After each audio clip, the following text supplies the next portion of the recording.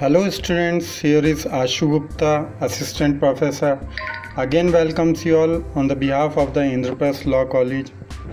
We have already discussed so many topics regarding the subject of international law in the previous lectures. You may see these lectures and benefited from that series which is occurred through this YouTube channel to you and for your exam preparation.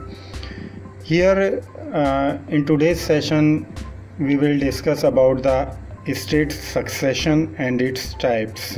This is a most important question in regard to your subject of international law.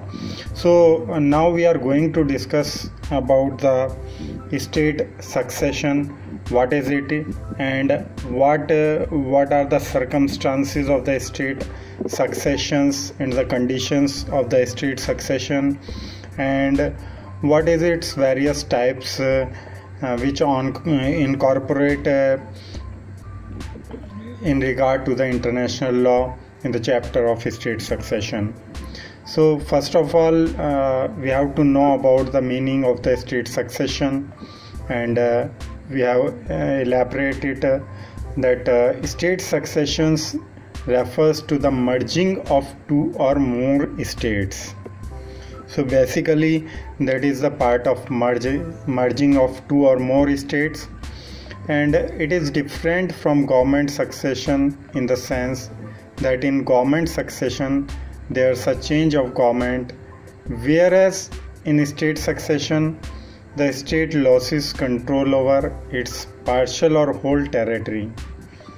And Article 2, Subclause 1b of the Vienna Convention on the Succession of States in respect of treaties in 1978 defines the term state successions as the replacement of one state by another in the responsibility for the international relations of territory. In essence, it deals with the succession of one state with another and the transfer of rights and obligations. This concept has assumed greater importance since World War II owing to its effects on the legal obligations of the states. So that is a basic definitions of the state succession and the meaning of the state succession. Now we may discuss about the circumstances of the state succession. What is it? If we talk about the circumstances of the state succession can arise in a number of defined circumstances which mirror the ways in which political sovereignty may be acquired. So these are the following circumstances which is interpreted here. First one is decolonization of all or part of an existing territorial unit.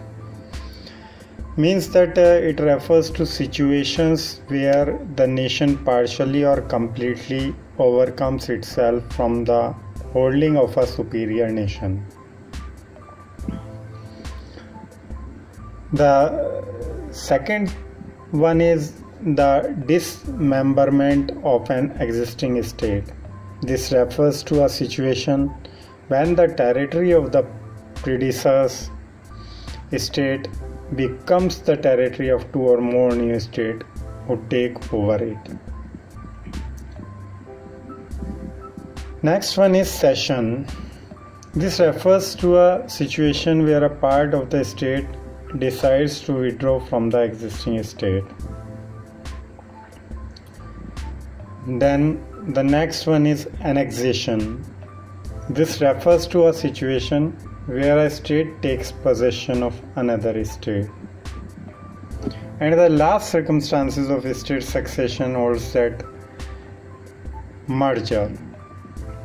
Merger refers to the fusion of two or more free states into a single free state.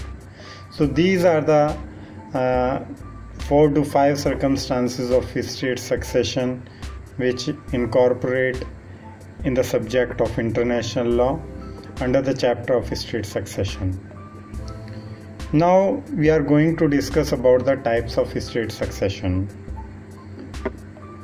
In each of these cases, a once recognized entity disappears in whole or in part to be succeeded by some other authority, thus precipitating problems of transmission of rights and obligations.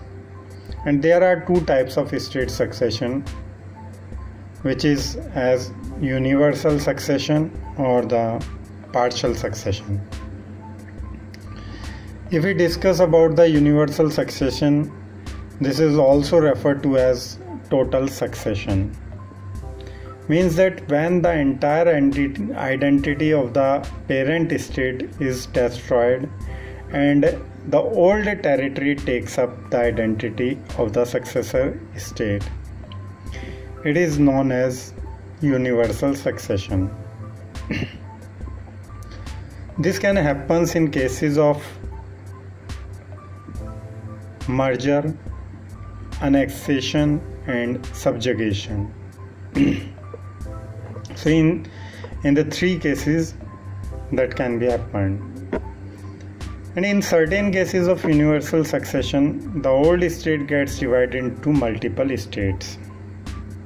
The dissolution of Czechoslovakia is an example of universal succession, and the new state of the Czech Republic or Slovakia are both successor states. Now, what is partial succession? Partial succession occurs when a part of the territory of the state gets severed from the parent state. This severed part now becomes an independent state. This can occur when there is a civil war or a liberation war. There are two important examples of partial succession. One is the separation of Pakistan from India, and the other is the separation of Bangladesh from Pakistan. The existing states continued with their legal obligations and duties, while the new states got their own recognition and carried no rights or duties of the parent states. So basically these are the concept of universal succession or the partial succession.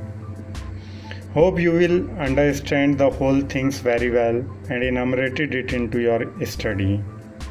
We will meet soon again in the next lecture. Thank you very much.